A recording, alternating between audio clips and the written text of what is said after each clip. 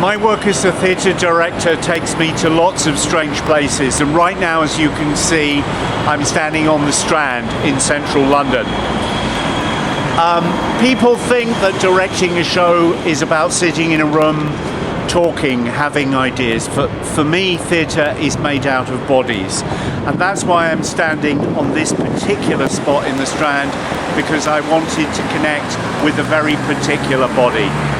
On the night of the 28th of April 1870, a young man called Ernest Boulton was out on the town with some of his rather dubious friends.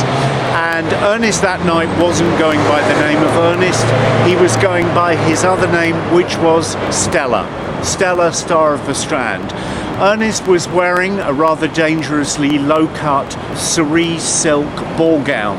And he'd been to the theatre where he'd been seen making advances to men and lighting his cigarette at a gaslight in a very dubious and suggestive manner. He then went to the ladies' toilet, claiming that he needed to fix his drag.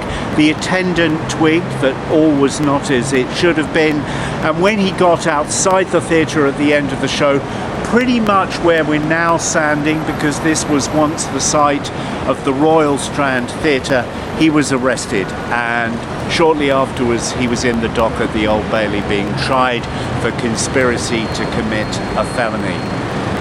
My new show is called Stella in honour of this extraordinary person, and my job is to imagine what it must have been like to live in that body.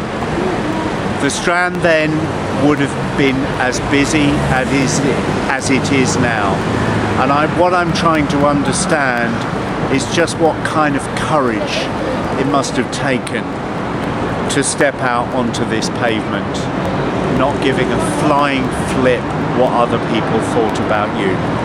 The story amazes me, and I can't wait to work hard to try and tell it.